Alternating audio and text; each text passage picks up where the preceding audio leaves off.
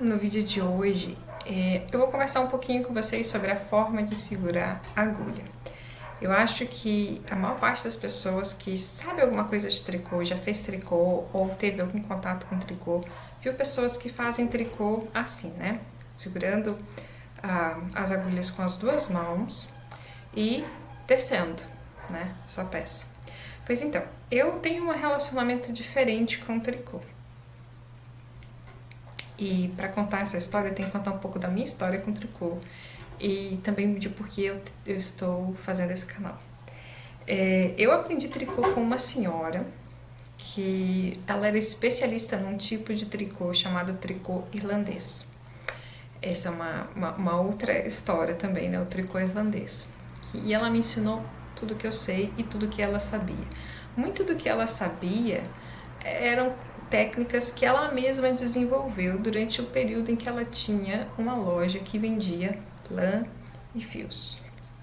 Então ela foi se desenvolvendo, né? Porque naquela época que ela tinha essa loja, que era ali década de 60, ela dizia, para se vender lã você tinha que ensinar, né? Então ela tinha que saber e ela tinha que fazer um resultado bonito. Ela era uma pessoa extremamente perfeccionista, até hoje ela ainda é viva. E ela me ensinou a fazer um tricô sempre baseado na perfeição. Essa blusa que eu tô usando aqui não segue as técnicas dela, por isso que dá pra aparecer um pouco a malha. Nas blusas dela, normalmente, as malhas são extremamente fechadas. Foi ela, inclusive, que me ensinou a sempre usar uma agulha menor do que indicada, um número menor, pelo menos. Mas, para ser bem sincera, ela sempre trabalhava com as agulhas na variação do 4 ao 5,5, independentemente do fio. Então, essa era uma primeira lição que ela me ensinou, na verdade, né? Trabalhar com uma agulha pequena, para você ter uma malha mais grossa. Mas ela também me ensinou uma outra diferença, que ela fazia tricô.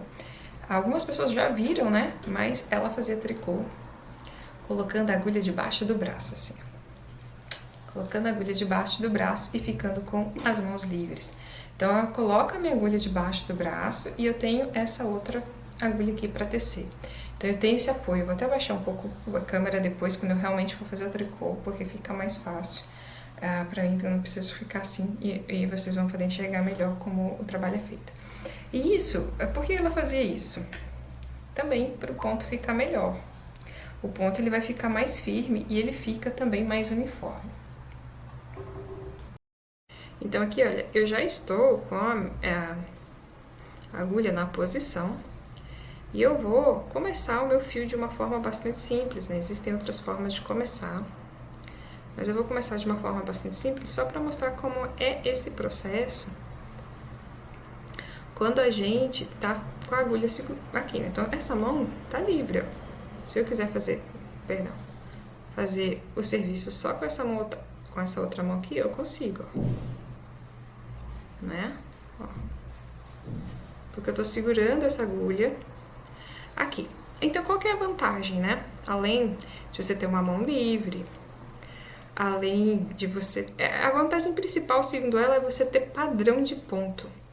Por quê? Porque quando ela me dizia, né? Ela fez tricô muitos e muitos anos, inclusive tricô de máquina. E ela me dizia, por exemplo, quando você tá fazendo tricô há muitas horas... Você começou a fazer tricô lá 1h da tarde. Quando já tá dando 2 horas, a sua mão tá cansada. Então, o seu ponto, ele já vai ser mais frouxo, vamos dizer assim, do que o seu ponto do início do trabalho. Ah, mas isso acontece com tudo. Sim, certamente, né? A gente sempre vai ter diferença porque o trabalho manual, ele é artesanal. É impossível você ter um padrão de máquina fazendo um trabalho artesanal. Porque é exatamente essa beleza, né? Se o seu trabalho não é tão perfeito quanto o de uma máquina, é porque ele foi feito por humano e eu acho que é isso que a gente tem que aprender a valorizar. Mas é lógico que a gente também, não é porque a gente vai fazer um trabalho manual que a gente não precisa se esforçar para que ele fique um trabalho muito bem feito, né? Até porque uma das coisas que eu aprendi muito com essa senhora e que era a razão dela tentar botar a agulha aqui, tentar fazer com a agulha sempre menor a linha, embora nem sempre eu faço isso, dependendo da situação. Eu até uso uma agulha dentro do padrão da recomendação pelo fabricante do fio, né, ou da lã. Mas por que que ela sempre fazia isso? Ela falava, Clarissa, você vai ter o trabalho de fazer, né? Você vai sentar e vai ficar horas e horas ali tecendo. Então faça da melhor forma possível. Porque senão, e eu acho que todo mundo que já fez algum trabalho manual tem essa experiência, né? Senão o que que vai acontecer? O seu olho ele vai bater exatamente naquele erro, né? Então se você vai ter uma peça por aí muitos anos, são muitos anos olhando o mesmo erro, né? Então pensando por que eu não desmanchei e não refiz, né? E não fiz novamente, ou por que eu não fiz melhor, né? Então, já que você vai ter esse trabalho, gaste esse tempo, mesmo se você precise desmanchar e refazer algumas vezes, gaste esse tempo para fazer o melhor daquilo que você pode fazer dentro das suas capacidades. É lógico que ninguém vai buscar a perfeição à toa, por uma obsessão, né? Mas a gente simplesmente coloca amor naquilo que a gente está fazendo e eu acho que aí a gente já tem motivação para fazer um trabalho bem bonito. Então aqui, ó, voltando ao ponto, né? Coloquei a agulha livre debaixo do meu braço e vamos fazer aqui o ponto meia. Então, me foca, então ponto meia a gente pega a linha aqui por baixo, né? E a gente vai fazendo. Isso aqui é o básico do básico, é bem simples mesmo, para quem tá realmente começando no tricô. Mas, por que isso é tão importante, né? Pelo menos para mim, porque esse encontro com essa forma de fazer tricô me possibilitou muita coisa. Porque eu tenho tendinite na mão direita. E eu adoro fazer crochê. Na verdade, eu comecei a fazer crochê muito nova. Uns 7, 8 anos.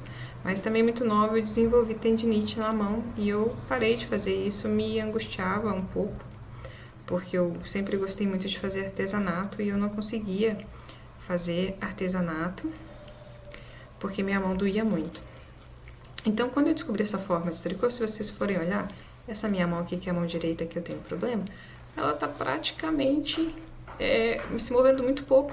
Então, eu consegui voltar a fazer tricô, voltar a fazer artesanato como eu gostava de fazer, depois que eu comecei a seguir essa técnica, né? Então, isso para mim trouxe esse benefício extra que eu não teria de outra forma. Então, aqui, como eu comecei a agulha de uma forma muito simples, eu gosto de dar mais um nozinho aqui para garantir que esse ponto depois não vai desmanchar, né? Se eu tivesse começado botar os pontos na agulha de uma forma mais não tão simples, não precisaria, mas aqui assim eu gosto, porque daí dá uma segurança extra.